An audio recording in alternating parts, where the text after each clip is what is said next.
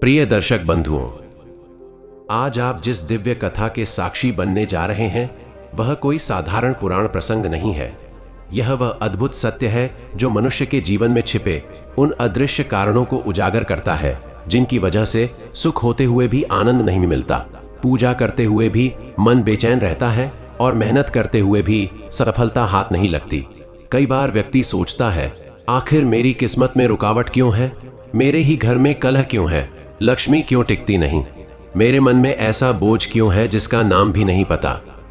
इन्हीं अनजाने, अदृश्य और गहन कारणों को भगवान विष्णु की यह पवित्र कथा जड़ से समाप्त करती है। शास्त्रों में कहा गया है, विष्णु स्मरण मात्रेण दोषा नश्यन्ति सर्वदा, अर्थात भगवान विष्णु का स्मरण करते ही जीवन से न केवल संकट दूर होते हैं बल्कि वह अदृश्य कालिमा भी मिट जाती है जो मनुष्य की प्रगति, शांति और सौभाग्य को रोकती है। विष्णु भगवान केवल पालनहार नहीं, वे सत्य, संतुलन, समृद्धि और संरक्षण के अधिपति हैं।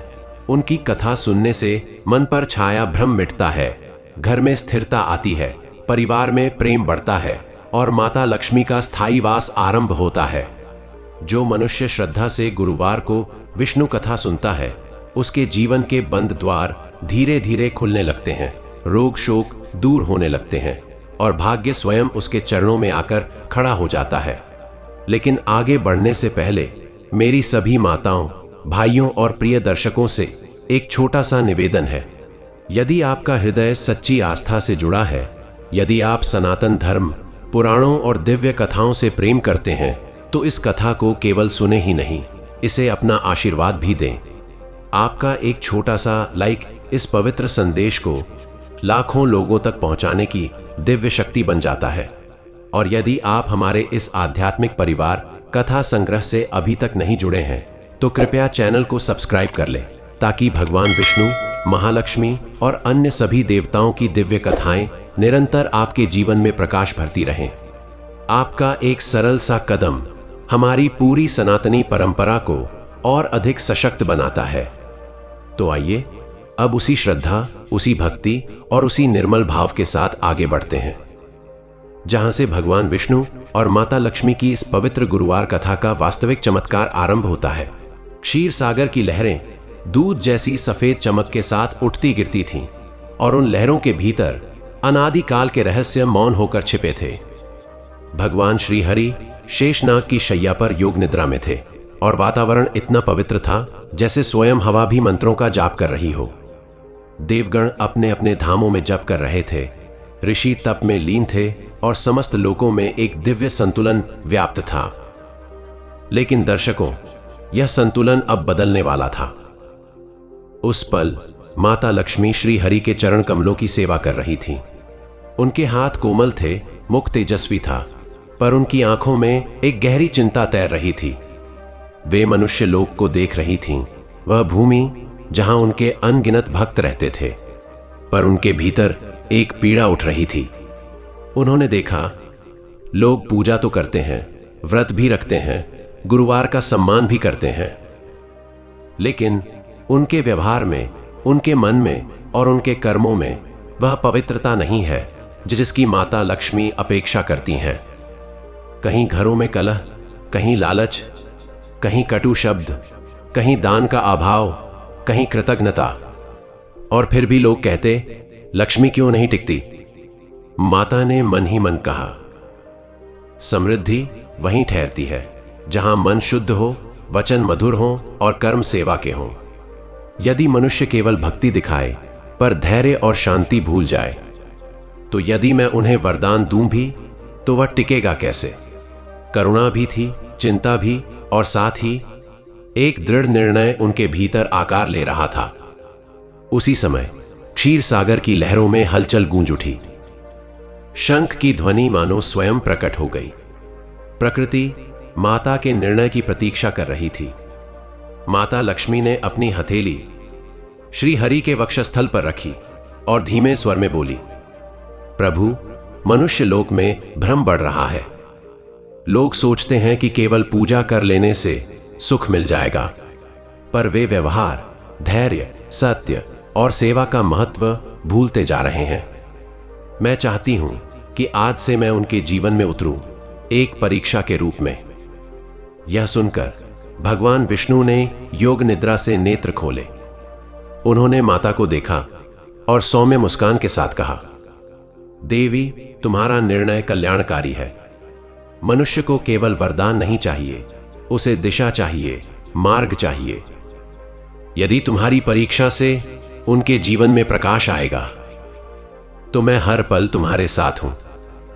माता के मुख पर संतोष की रेखा झिलमिला उठी और क्षीर सागर में सुनहरा प्रकाश फैल गया, जैसे संपूर्ण ब्रह्मांड ने उनके निर्णय का स्वागत कर लिया हो। अब प्रश्न यह था, देवी किस रूप में जाएंगी?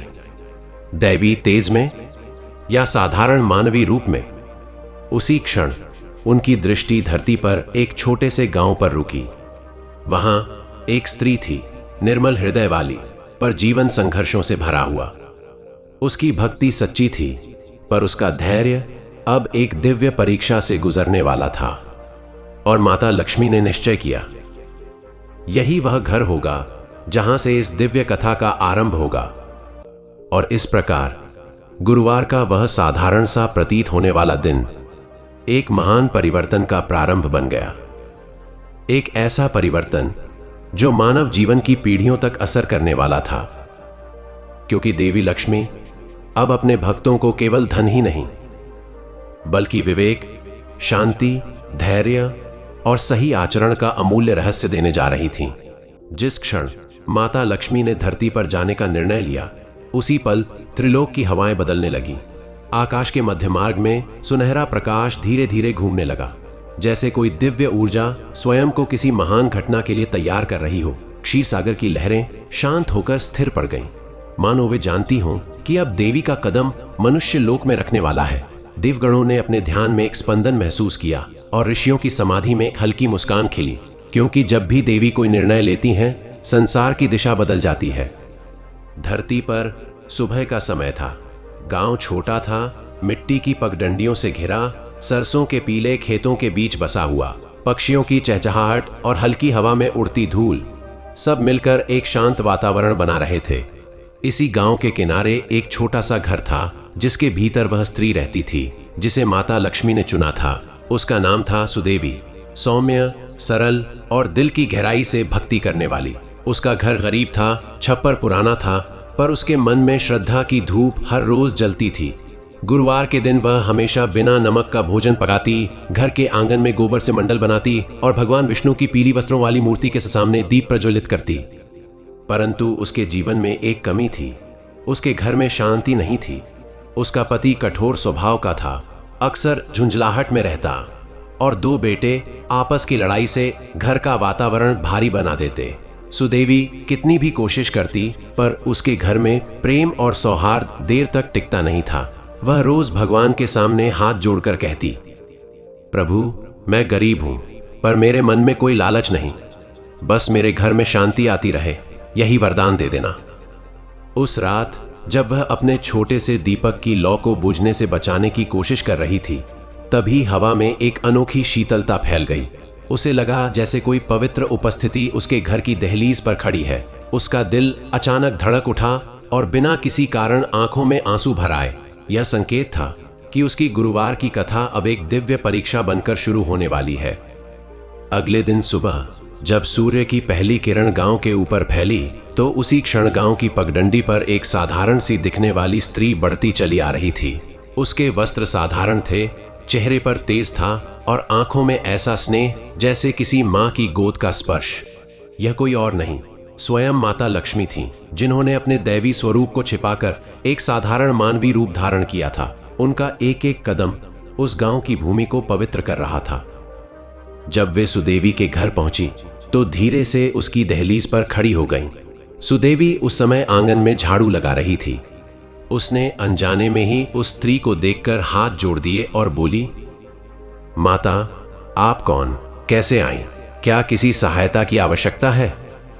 दिव्य मुस्कान के साथ वह साधारण स्वर में बोली, बेटी, मैं एक यात्री हूं, रास्ता भटक गई हूं, यदि अनुमति हो तो कुछ देर तुम्हारे घर रुक सकती हूं।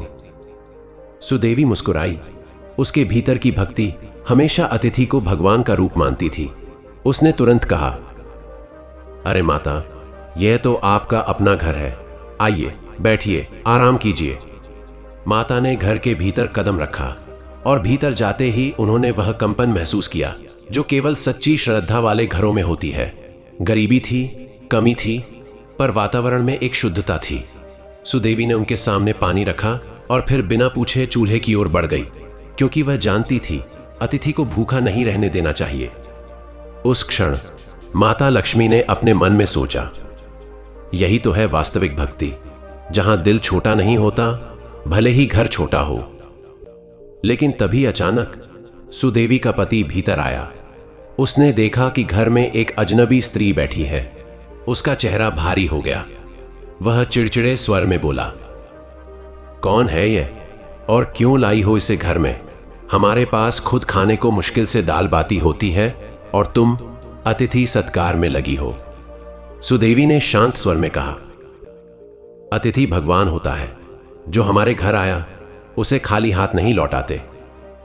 मगर पति ने तीखा उत्तर दिया, भगवान हो या कोई और, मेरे घर का कानून मैं बनाऊंगा। उसके कठोर शब्दों ने वातावरण को भारी कर दिया, पर माता लक्ष्मी का चेहरा नहीं बदला। उनकी आंखों में करुणा थी और भीतर एक निर्णय आकार ले रहा था। सुदेवी ने बिना कुछ कहे उस नाराजगी को सहन किया और पहले अतिथि को भोजन परोसा। वह खुद शायद भूखी रह जाती, पर अतिथि के प्रति उसका प्रेम कम नहीं होता था। देवी सब देख रही थी, घर की आर्थिक तंगी, पति की कठोरता, बच्चों की लड़ाई और सुदेवी का धैर्य। खाने के बाद माता ने धीरे से पूछा, बेटी, क्या तुम हमेशा यूं ही धैर्य रखती हो? कभी मन टूटता नहीं? सुदेवी ने हल्की हंसी के साथ कहा, माता, मन तो टूटता है, पर मैं जानती हूं भगवान परीक्षा लेते हैं। जब घर में शांति नहीं रहती, तब मैं और भी ज्यादा उनकी ओर मुड़ जाती हूं। माता ने गहराई से उसकी आंखों में देखा और वहीं उस क्षण उन्होंने उसकी परीक्षा का पहला परिणाम तय कर लिया। धीरे से उन्होंने कहा, तुम्हारे घर में सुख शांति आएगी बेटी, लेकिन पहले तुम्हें कल एक अतिथि और मिलेगा। याद रखना, जो भी आए उसे खाली मत लौटाना। सुदेवी ने सिर झुका दिया, जैसी आपकी आज्ञा। दूसरे दिन गुरुवार था। सुदेवी ने व्रत किया और बिना नमक का भोजन बनाया। जैसे ही वह पूजा खत्म करके उठी, तभी दरवाजे पर दस्तक हुई। उसने दरवाजा खोला तो सामने एक वृद्ध भिखारी खड़ा था, शरीर कमजोर, हाथ कांपते हुए और आंखों में विनम्रता भरी हुई।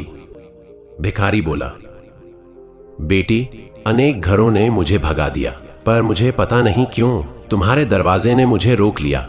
क्या थोड़ा भोजन मिल सकता है? सुदेवी के मन में एक पल को झिझक आई, क्योंकि घर में भोजन कम था, बच्चों और पति के लिए समेट कर रखी थी। लेकिन तभी उसे उस अतिथि स्त्री के शब्द याद आए, जो आए उसे खाली मत लौटाना। उसने तुरंत कहा, आइए बाबा, भोजन तैयार है। उसने अपने हिस्से का खाना निकालकर उस वृद्ध को परोस दिया।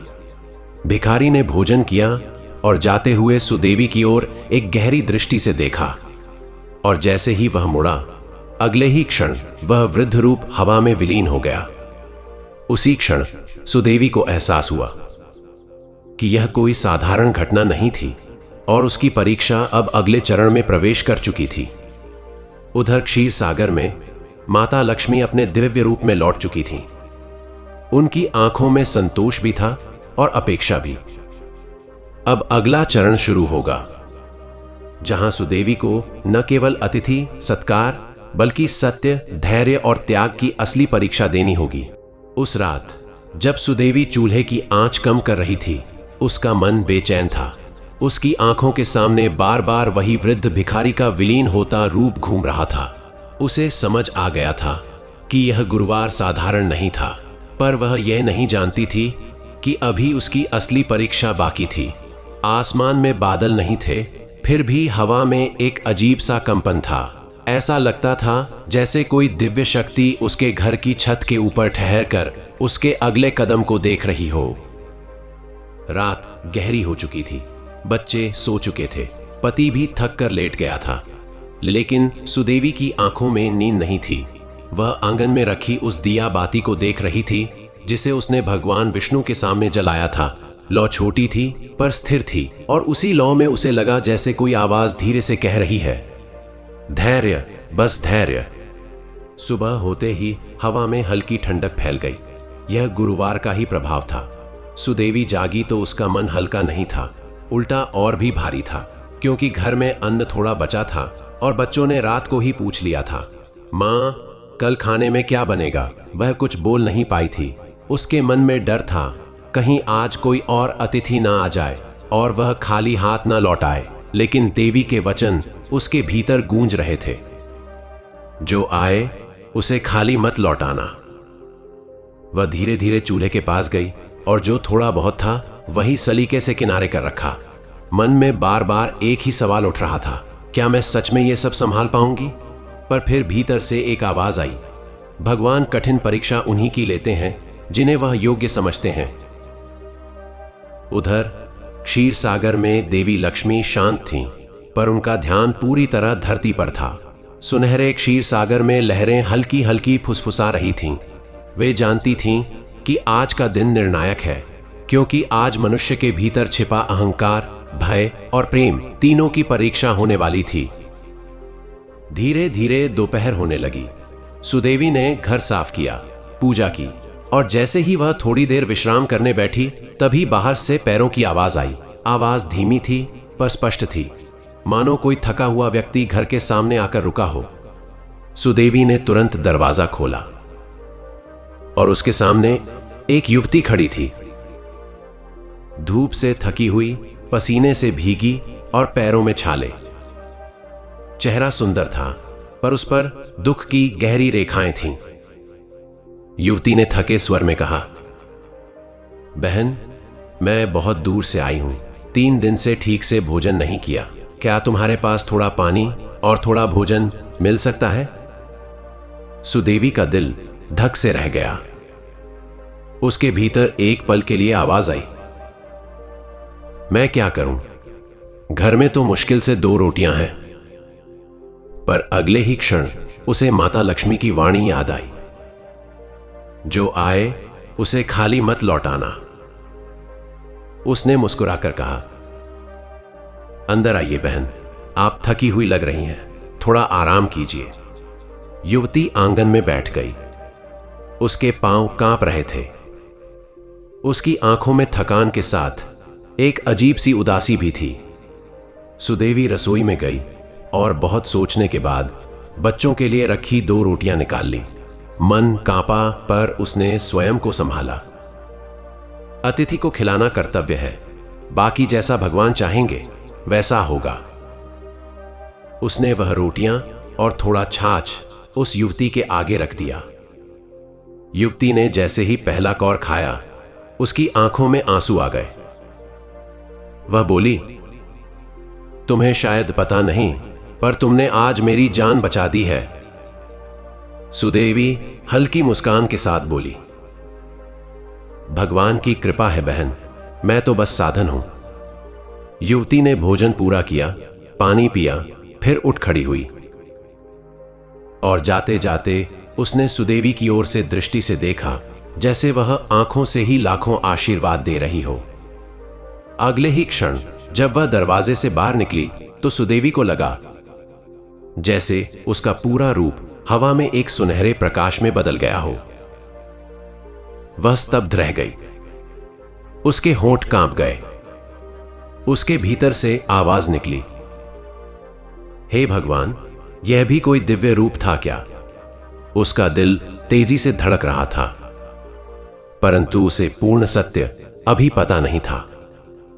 वह तो देवी की परीक्षा के दूसरे चरण में ही थी। उधर क्षीर सागर में देवी लक्ष्मी के चेहरे पर एक संतोष की चमक थी। वह धीमे स्वर में बोली, दूसरी परीक्षा उत्तीर्ण हो गई, अब तीसरी सबसे कठिन परीक्षा सामने आएगी। उस दिन शाम को जब सुदेवी के बच्चे भूख से रोने लगे और पति गुस्से से बोला, कहां है खाना, फिर किसी को दे दिया होगा। तुम क्यों बार बार घर का अन्न बांट देती हो? क्या हम भूखे रहें? सुदेवी चुप रही। उसके पास कोई जवाब नहीं था, पर उसकी आंखों में आंसू भर आए। पति ने हताश होकर कहा, मैं कमा कर लाऊंगा, पर आज रात क्या होगा? मेरे बच्चे भूखे सोएंगे। सुदेवी का दिल टूट गया। उसने भगवान विष्णु की मूर्ति के सामने जाकर दोनों हाथ जोड़ दिए और धीमी आवाज में बोली, प्रभु, मैंने तो वही किया जो आपने संकेत दिया था, लेकिन अगर मेरे बच्चों को कष्ट हो तो यह परीक्षा मेरे लिए कठिन हो जाएगी। कृपा करें प्रभु। उसकी आवाज कांप रही थी, लेकिन उसकी भक्ति नहीं कांपी। ठीक उसी क्षण घर की दहलीज पर किसी ने दस्तक दी। सुदेवी डर गई। उसके मन में आया, अब कौन, और अगर यह भी अतिथि हुआ तो मैं क्या करूंगी? उसने दरवाजा खोला तो सामने एक अनोखा दृश्य था। वहां एक वृद्धा खड़ी थी, कपड़े फटे हुए, बाल बिखरे, हाथ में एक छोटी गठरी। वृद्धा बोली, बेटी, मैं बहुत दूर से आई हूं। मेरे पास रहने को घर नहीं, खाने को अन्न नहीं, पानी भी नहीं पिया कई घंटों से। क्या तुम मुझे कुछ दे सकती हो? सुदेवी की आंखें भर आईं। उसने भीतर देखा, जहां बच्चे भूखे थे। पति थका बैठा था और घर में अब कुछ भी नहीं बचा था। यह उसकी सबसे कठिन परीक्षा थी। उसका दिल धीरे से बोला, अगर मैं इसे लौटा दूं तो क्या मेरी परीक्षा अधूरी रह जाएगी? पर अगर इसे खिला दूं तो मेरे बच्चे भूखे रहेंगे। उसने गहरी सांस ली। फिर वह वृद्धा के पास आई और उसका हाथ पकड़कर अंदर ले आई। धीरे से बोली, माता, जो मेरे पास था सब मैंने आज बांट दिया, पर अगर आप चाहें तो मैं अपना हिस्सा आपको दे सकती हूं। पति ने क्रोध में कहा, पागल हो गई हो क्या? बच्चे रो रहे हैं और तुम किसी अजनबी को अपना भोजन दे रही हो। सुदेवी चुप रही। उसने सिर्फ इतना कहा, हे भगवान, आज जो होगा वह आपकी इच्छा से होगा। उसने वही थोड़ा बहुत जल और सूखा चावल उस वृद्धा के आगे रख दिया। वृद्धा ने कांपते हाथों से उसे लिया और जैसे ही पहला कौर खाया, अचानक वह तेज प्रकाश में बदलने लगी। सुदेवी हैरान रह गई। पति की आंखें फैल गईं। बच्चे चुप हो गए। वृद्धा का रूप धीरे धीरे बदलकर दिव्य स्वरूप में परिवर्तित होने लगा और अगले ही पल वहां खड़ी थीं स्वयं माता लक्ष्मी। उनकी आंखों में करुणा थी और चेहरे पर दिव्य तेज। सुदेवी के पैरों से जमीन खिसक गई। वह तुरंत धरती पर गिर पड़ी। माता, आप मेरे घर में, मुझे माफ कर देना। मेरे बच्चे भूखे हैं, पर मैंने आपकी आज्ञा मानी। रीक। माता लक्ष्मी ने उसका सिर उठाया और मधुर स्वर में बोली, बेटी, जहां त्याग है वहां मैं स्वयं निवास करती हूं। जहां धैर्य है वहां शांति रहती है, और जहां अतिथि सत्कार है वहां धन का द्वार कभी बंद नहीं होता। उन्होंने आशीर्वाद का हाथ उठाया और उसी क्षण घर में प्रकाश फैल गया। चूल्हे पर रखा खाली बर्तन अचानक अनाज से भरने लगा। मटके में पानी चमक उठा। दीवारों में नई चमक उतर आई और घर के भीतर एक ऐसी खुशहाली की लहर आई जो पहले कभी नहीं थी। पति स्तब्ध रह गया। बच्चे खुशी से झूम उठे। माता ने सुदेवी को गले लगाया। तुम्हारी भक्ति सच्ची थी बेटी, और सच्ची भक्ति में मैं कभी देर नहीं करती। फिर माता ने गंभीर स्वर में कहा, मनुष्य बस पूजा करता है पर आचरण को भूल जाता है। सच्चा गुरुवार तभी सफल होता है जब मन साफ हो, वाणी मधुर हो और भोजन बांटा जाए। यह कहकर माता आकाश की ओर उठने लगी। उस दिव्य प्रकाश के विलीन होते ही सुदेवी के छोटे से घर में जैसे समय थम गया।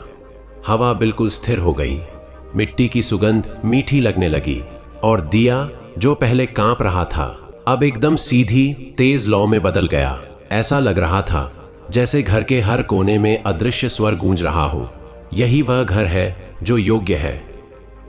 सुदेवी स्तब्ध थी, उसके हाथ कांप रहे थे, पर दिल में अजीब सी गर्माहट महसूस हो रही थी। वह विश्वास नहीं कर पा रही थी कि अभी अभी उसके घर में स्वयं माता लक्ष्मी खड़ी थीं। उसकी सांसें तेज थीं, आंखें नम थीं और मन में सिर्फ एक ही सवाल, मैंने ऐसा क्या किया जो माता स्वयं आ गई। लेकिन जवाब हवा ने खुद दिया, एक नरम झोंके के रूप में, मानो कह रहा हो, त्याग ही वह दीप है जिसमें देवी का प्रकाश उतरता है। धीरे धीरे पति के हृदय से भी कठोरता पिघलने लगी। वह वहीं खड़ा था जैसे चुप्पी उसके पैरों में जंजीर बनकर लटक गई हो। उसने अपनी पत्नी को पहली बार इतने गर्व से देखा जितना शायद कभी नहीं देखा था और उसकी आंखें भीग गईं। वह पास आया, सुदेवी के कांपते हाथों को थाम कर बोला, सुदेवी, मैं गलत था। मैं समझ नहीं पाया कि तुम कितनी महान हो। मैं तो अपने डर से बंधा हुआ था और तुम भगवान की परीक्षा बिना डरे दे रही थी। सुदेवी ने कुछ नहीं कहा, बस उसकी ओर हल्की मुस्कान से देखा, क्योंकि जिन दिलों को भगवान छू देते हैं वहां शिकायतें खुद ब खुद पिघल जाती हैं। अचानक चूल्हे की ओर से एक नरम सी आवाज आई। दोनों ने मुड़कर देखा और वो दृश्य उनके जीवन का सबसे बड़ा चमत्कार बन गया। जो बर्तन अभी थोड़ी देर पहले खाली थे उनमें से हल्की भाप उठने लगी, ढक्कन खुद ब खुद ऊपर की ओर हिलने लगे और जैसे ही उन्होंने एक बर्तन खोला उसमें गरम गरम सुगंधित भोजन भरा था, इतना कि पूरे गांव को भी बांटा जाए फिर भी कम न पड़े। मटके में पानी चमक रहा था, मानो दूध जैसा निर्मल हो गया हो। दीवारें जो टूटी हुई थीं अब चमक रही थीं, जैसे नए लेप से ढकी हों।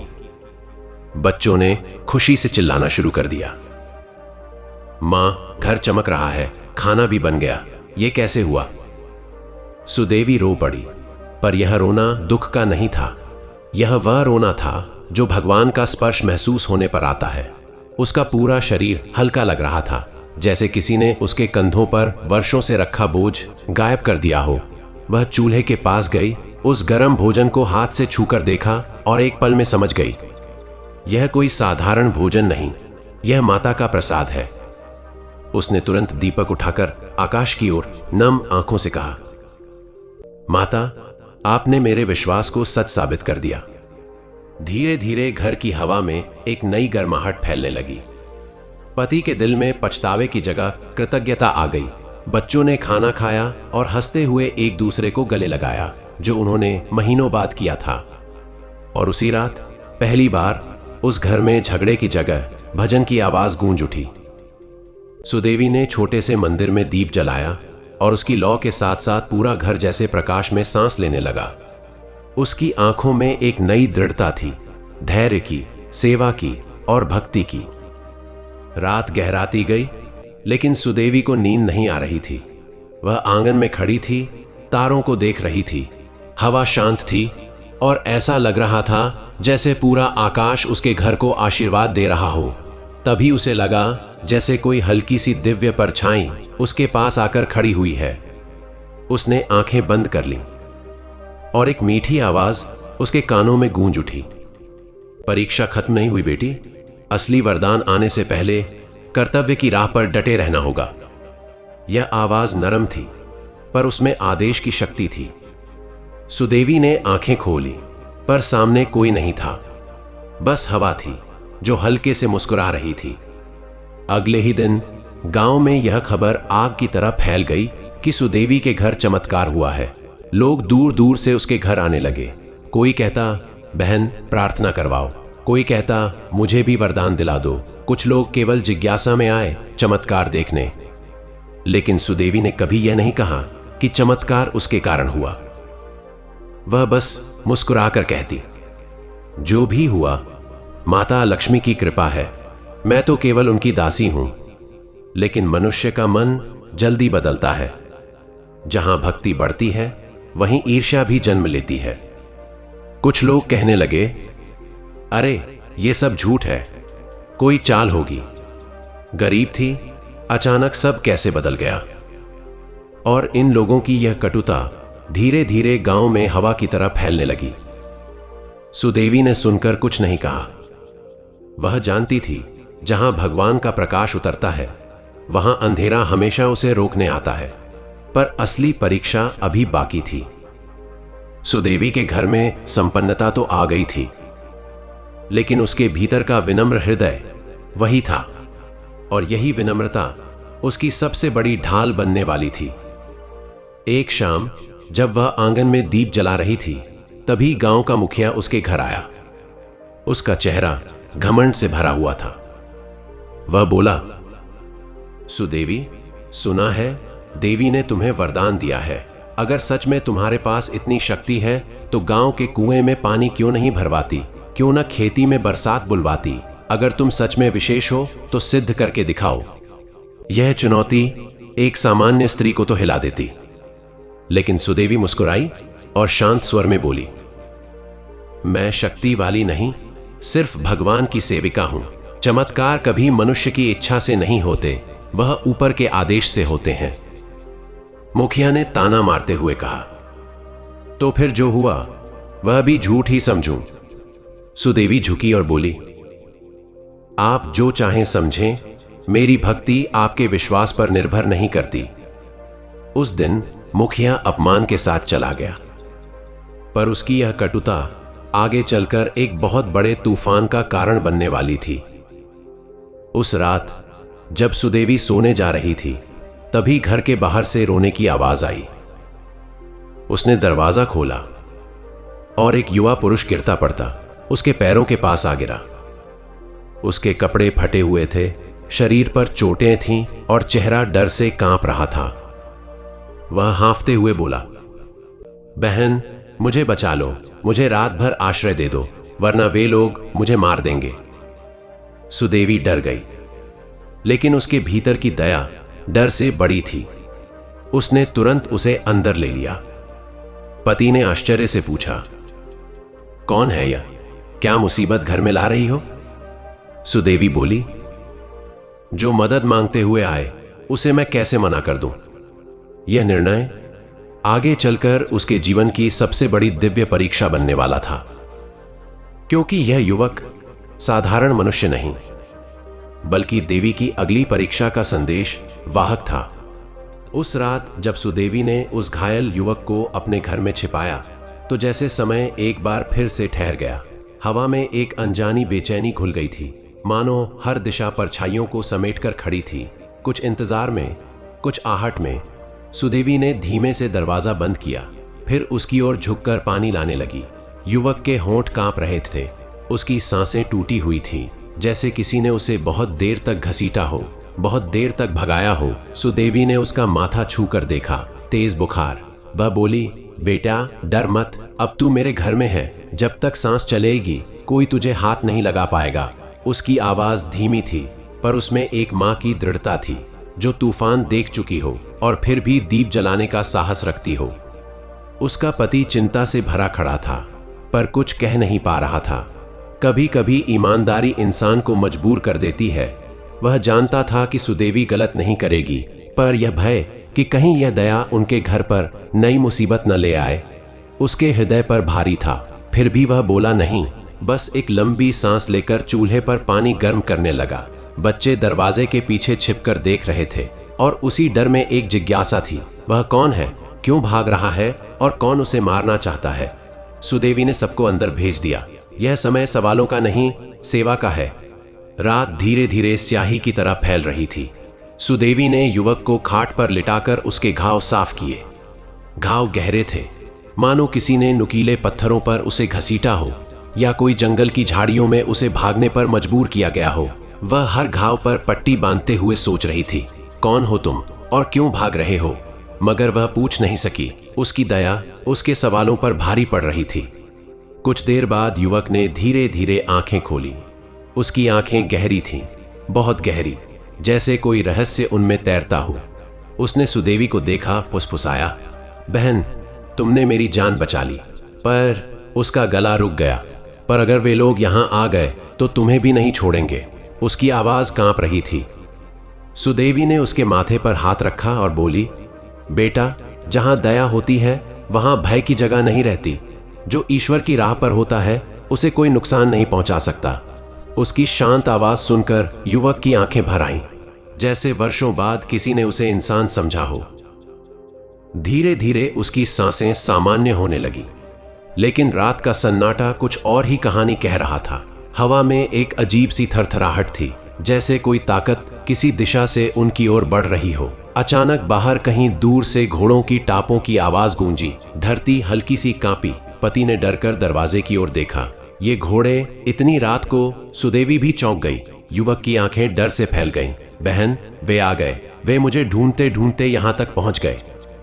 इससे पहले कि वह कुछ और कह पाता, आंगन में मशालों की धीमी रोशनी दिखाई देने लगी। लाल दहकती आग अंधेरे को चीरती हुई आगे बढ़ रही थी। उन मशालों के साथ कई भारी कदमों की धड़कन थी। ऐसा लग रहा था जैसे कोई सेना धीरे धीरे उनके घर की ओर बढ़ रही है। बच्चे घबराकर मां के पास दौड़े। पति ने खिड़की से झांका। 4-5 नहीं बल्कि लगभग 20 लोग, हाथ में भाले, कमर में तलवारें, चेहरे पर क्रोध। वह फुसफुसाया, ये लोग किसी राजा के सैनिक लगते हैं। कीक सुदेवी चुप खड़ी रही। उसकी आंखों में भय नहीं था, बस एक अजीब सा संकल्प था, जैसे वह जानती हो यह रात केवल एक घायल युवक की नहीं बल्कि उसकी अपनी भक्ति की परीक्षा भी बनने वाली है। मशाल लिए हुए वे लोग घर के दरवाजे पर आ रुके। एक भारी आवाज गूंजी, अंदर वाले, एक भगोड़ा यहां भागता हुआ आया है, उसे हमारे हवाले करो वरना तुम्हारा घर राख कर दिया जाएगा। शब्दों की धमक ने बच्चों के पैरों से जमीन खींच ली। पति कांपता हुआ सुदेवी की ओर देख रहा था, क्या करे, लेकिन उसने हाथ उठाकर उसे चुप करा दिया। सुदेवी धीरे धीरे दरवाजे की ओर चली। उसके कदमों में कोई हिचक नहीं थी। जब उसने दरवाजा खोला तो उसकी शांत आंखें उन योद्धाओं से मिली जो गुस्से में झुलस रहे थे। उनके नेता ने हथियार उठाकर कहा, एक युवक को भगाने का अपराध मत करो स्त्री, उसे हमारे हवाले कर दो। लेकिन सुदेवी की आवाज गहरी, स्थिर थी। जिसे भगवान मेरे द्वार भेजते हैं उसे मैं किसी भय के कारण बाहर नहीं निकाल सकती। वह मेरे घर में अतिथि है और अतिथि को सौंपने का अधिकार मेरे पास नहीं। यह सुनते ही सैनिकों में गुस्से की लहर उठी। नेता गुर्राया, तुम्हारी दया तुम्हें महंगी पड़ेगी। यह लड़का कोई साधारण मनुष्य नहीं, एक अपराधी है। सुदेवी ने उसकी आंखों में देखते हुए कहा, दुनिया जिसे अपराधी समझती है भगवान उसे परीक्षा का पात्र बनाकर भेजते हैं। वह मेरे घर में है तो मेरी रक्षा उसके साथ होगी।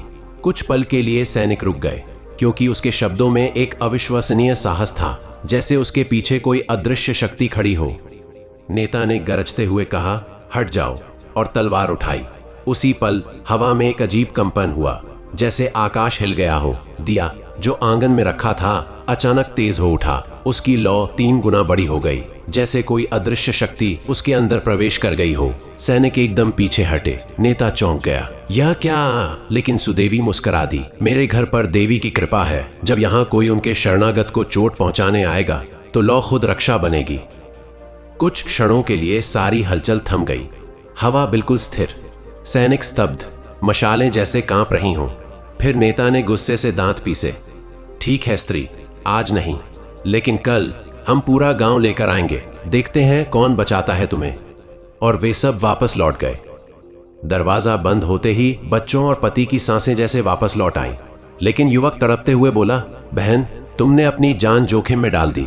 तुम समझ नहीं रही वे लोग कौन हैं।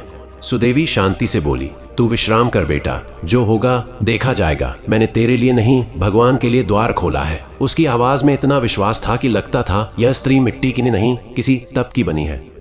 रात फिर गहरी हो गई, लेकिन इस बार उसमें सन्नाटा नहीं बल्कि आसन्न आंधी की धमक थी। बच्चे सो गए। पति आधी रात तक जागता रहा, डर में, बेचैनी में। युवक दर्द से कराहता रहा और सुदेवी वह आंगन में दीपक के सामने बैठ गई। उसकी आंखें बंद थीं। वह ना मंत्र बोल रही थी ना प्रार्थना। वह बस शांति में बैठी थी, जैसे अपने भीतर उस शक्ति को बुला रही हो जो उसके घर को कल की विपत्ति से बचाएगी। धीरे धीरे रात का धुंधलापन तारा बनकर टूटने लगा। आकाश हल्का होने लगा। लेकिन सूरज उगने से पहले कुछ हुआ। अचानक युवक नींद में करवटें लेने लगा। उसका शरीर कांप रहा था। उसके होठों से धीमी आवाज निकल रही थी, माता, मुझे माफ कर दो, मैं आपका संदेश लेकर चल रहा हूं। मुझे समय से पहले पकड़ लिया गया, माता, मेरी रक्षा करो। सुदेवी चौंक गई। यह कोई साधारण शब्द नहीं थे। उसने युवक को हिलाया। बेटा, क्या देख रहा है? युवक ने आंखें खोली। उन आंखों में अब कोई डर नहीं, बल्कि एक अजीब दिव्यता थी, जैसे कोई छिपा प्रकाश उसमें भर गया हो। वह बैठ गया। उसकी सांसें अब तेज, भारी और दृढ़ थीं। उसने सुदेवी की ओर देखा। बहन, अब सच बताने का समय आ गया है। उसकी आवाज अचानक गंभीर हो गई, मानो वह इस घर का सदस्य नहीं, किसी और दुनिया का दूत हो। वह बोला, मैं साधारण मनुष्य नहीं हूं, मैं ब्रह्मलोक का दूत हूं। माता लक्ष्मी ने स्वयं मुझे पृथ्वी पर भेजा ताकि मैं ऐसे मनुष्यों की परीक्षा ले सकूं जिनके हृदय में दया और भक्ति अब भी जीवित है। और तुम वही हो जिनके लिए माता ने कहा था, वह स्त्री मेरी परीक्षा को बिना भय के पार करेगी। सुदेवी स्तब्ध। उसका पति दरवाजे पर खड़ा था। डर, श्रद्धा, विस्मय, सब उसके चेहरे पर एक साथ थे। युवक आगे बोला, वे सैनिक, सामान्य सैनिक नहीं, वे उस असुर के लोग हैं जिसने माता के वरदानों को रोकने की प्रतिज्ञा ली है। वह चाहता है कि कोई भक्त परीक्षा में सफल न हो, ताकि मनुष्यों तक सौभाग्य का मार्ग न पहुंच सके। और तुम उसकी राह की सबसे बड़ी दीवार बन गई हो। सुदेवी के पैरों के नीचे जैसे जमीन हिल गई, पर उसकी आवाज शांत थी। तो अब क्या होगा? युवक बोला, आज रात आखिरी परीक्षा होगी, और अगर तुम डटकर खड़ी रहीं तो माता स्वयं प्रकट होंगी। लेकिन अगर तुम डरी या दया छोड़ दी तो यह वरदान कभी पृथ्वी पर नहीं आएगा। उसकी आवाज में आकाश का भार था। उस रात गांव पर एक तूफान उतरने वाला था, और सुदेवी उसकी एकमात्र रक्षा बनने वाली थी। उस सुबह सूरज उगने से पहले ही आकाश ने एक अजीब सा रंग ओढ़ लिया था। ना नीला, ना लाल, ना सुनहरा, बल्कि ऐसा धूमिल सा धूसर जो किसी आसन्न विपत्ति का संदेश लेकर आता है। हवा बिल्कुल स्थिर थी, इतने स्थिर कि लगता था मानो पेड़ों की पत्तियां भी अपनी सांस रोककर किसी अदृश्य घटना की प्रतीक्षा कर रही हों। सुदेवी आंगन के बीच अकेली खड़ी थी। उसके सामने धीमे धीमे जलता दीपक, जिसकी लौ बार बार लंबी होती, फिर छोटी होती, जैसे वह भी आने वाले तूफान की चेतावनी दे रहा हो। उसके मन में किसी प्रकार का भय नहीं था, बस एक शांत, अद्भुत सी तैयारी थी। जो स्त्री पिछले कई जीवनों से भक्ति को अपना सांस बनाकर चली हो, उसके भीतर भय टिक भी कैसे सकता था? घर के भीतर युवक अब पूरी तरह जाग चुका था। उसका चेहरा अब बिल्कुल अलग लग रहा था। कहीं गहरे भीतर कोई देवत्व चमक रहा था, कोई सत्य तैर रहा था। वह धीरे से बाहर आया, सुदेवी के सामने खड़ा हुआ और धीमी पर गंभीर आवाज में बोला, बहन, आज का दिन केवल तुम्हारी परीक्षा नहीं, पूरे गांव, पूरे प्रदेश और हर उस मनुष्य की परीक्षा है जो दया और कर्तव्य को अपने हृदय में स्थान देता है। असुर के सैनिक आज फिर आएंगे, पर आज वे अकेले नहीं होंगे। आज वह स्वयं भी आएगा, वह जो माता के प्रकाश को रोकना चाहता है। उसकी आंखों में ऐसी चेतावनी थी जैसी किसी साधु की भविष्यवाणी में होती है। सुदेवी ने शांत स्वर में पूछा, तो क्या मुझे आज उससे युद्ध करना होगा? युवक मुस्कुराया। स्त्री, भक्त का युद्ध तलवार से नहीं होता। उसके युद्ध की शक्ति भक्ति है, करुणा है और सत्य पर अटूट विश्वास है। असुर आग से डरा नहीं करता, लेकिन भक्ति की एक लौ उसके पूरे अस्तित्व को भस्म कर सकती है। सुदेवी की आंखों ने क्षण भर के लिए युवक का चेहरा टटोला। वह अब भयभीत नहीं थी, वह तैयार थी। धीरे धीरे सूरज की पहली किरण धरती पर नहीं, बल्कि बादलों के बीच कहीं अटक गई, मानो उसे नीचे आने की अनुमति नहीं मिल रही। गांव के लोग भी बेचैन थे। सुबह के समय जब उनके कुएं से पानी निकलना चाहिए था, वह पानी अचानक कलंकित सा काला पड़ गया। किसी ने पशुओं को बाहर निकाला तो वे घबरा कर लौट आए। हवा में हल्की सी राख उड़ रही थी, जैसे कहीं दूर कोई दहकता पहाड़ अपनी गर्मी भेज रहा हो। गांव वालों को अचानक याद आया, कल रात मुखिया सुदेवी के घर गया था और फिर तूफान जैसी बातें करते हुए लौट आया था। लोगों में फुसफुसाहटें फैल गईं, शायद कुछ अनर्थ होने वाला है। पर उस अनर्थ के केंद्र में सुदेवी नहीं थी, बल्कि वही असुर जो वर्षों से माता लक्ष्मी की कृपा पृथ्वी तक पहुंचने से रोकने में लगा था। दोपहर बीतते बीतते जमीन में हल्का कंप पैदा हुआ। जैसे धरती किसी भारी कदमों से हिल रही हो। फिर दूर कहीं से ढोल जैसी गड़गड़ाहट सुनाई दी, पहले धीमी, फिर तेज, फिर भयावह, जैसे कोई सेना हथियारों से नहीं, अपने क्रोध से आगे बढ़ रही हो। सुदेवी का पति घबरा कर बोला, वे आ रहे हैं, बहुत सारे। बच्चे मां के पीछे छिप गए। और फिर आकाश की ओर से एक काला धुएं जैसा आकार उठता दिखाई दिया, जो धीरे धीरे इंसानी आकृति में बदलने लगा। वह असुर था, कद में ऊंचा, शरीर पर राख की परतें, आंखों में दहकता अंगार और दोनों कंधों पर गहरी लाल अग्नि की लपटें। उसके पीछे उसके सैनिक थे, भाले लिए, तलवारें लिए, और हर चेहरे पर एक सा जहर भरा क्रोध। असुर ने अपने कदम धीरे धीरे सुदेवी के घर की ओर बढ़ाए। उसकी हर चाल पर जमीन कांप रही थी। उसके करीब आते ही पेड़ों की पत्तियां झुलसने लगीं, पशु भागने लगे, हवा काली हो गई और गांव के लोग अपने घरों में बंद हो गए। जब वह घर के सामने पहुंचा तो उसने एक भारी गर्जना की, स्त्री, तूने मेरी राह रोकी, तूने मेरे सैनिकों के आदेश का विरोध किया, आज तेरी भक्ति को मैं तेरे घर की राख में मिला दूंगा। उसकी आवाज आग की तरह थी, हर शब्द से चिंगारियां उड़ रही थीं। लेकिन सुदेवी का चेहरा शांत था। वह भींगे कपड़ों की तरह नहीं कांप रही थी। उसका तन ठहरा हुआ था, जैसे तूफान के बीच खड़ा पहाड़। उसने एक कदम आगे बढ़कर कहा, जो मेरे दरवाजे पर आश्रय मांगता आया, उसे मैं किसी भय के कारण नहीं सौंप सकती। भगवान ने मेरी परीक्षा ली है और मैं पीछे नहीं हटूंगी। असुर हंसा, एक ऐसा हंसना जो धरती को चीर दे, हवा को काट दे। भक्ति, दया, ये सब कमजोरों के शब्द हैं। मेरी शक्ति के आगे इनका कोई मूल्य नहीं। उसने अपनी चमकती हथेली उठाई और आग का एक गोला बनकर सुदेवी की ओर बढ़ा। बच्चे चीख उठे। उसका पति आगे दौड़ने ही वाला था, मगर युवक ने उसका हाथ पकड़ लिया। उसे मत छूना, आज उसकी शक्ति ही उसकी रक्षा बनेगी। आग का गोला आगे बढ़ रहा था, लाल, दहकता हुआ। लेकिन जैसे ही उसने घर की दहलीज पार की, अचानक आंगन में रखा दीपक उछलकर तेज हो गया। उसकी लौ कई फुट ऊंची हो गई और उसने आग के गोले को अपने भीतर खींच लिया। मात्र एक ही पल में वह पूरा अग्नि गोला दीप की लौ में समा चुका था। दीपक पहले इतना छोटा था, पर अब उसकी लौ सूरज की चिंगारी जैसी चमक रही थी। असुर पीछे हट गया। आश्चर्य, क्रोध और डर उसके चेहरे पर एक साथ फैल गए। वह गर्जा, ये क्या, कोई साधारण दीप मेरी शक्ति को कैसे रोक सकता है? युवक आगे आया और बोला, यह दीप साधारण नहीं, यह उस भक्त के हृदय का दीप है जिसने त्याग को अपना वरदान बनाया है। जहां ऐसा त्याग होता है, वहां देवी लक्ष्मी की ज्योति स्वयं रक्षा करने उतरती है। असुर तिलमिला उठा। उसने अपने सैनिकों को आदेश दिया, घर को घेर लो, कोई बाहर न जाए। 20 सैनिक भाले लेकर घर को घेरे खड़े हो गए और असुर ने अपनी काली अग्नि को फिर से आह्वान किया। इस बार उसने दोनों हाथों से अग्नि उठाई।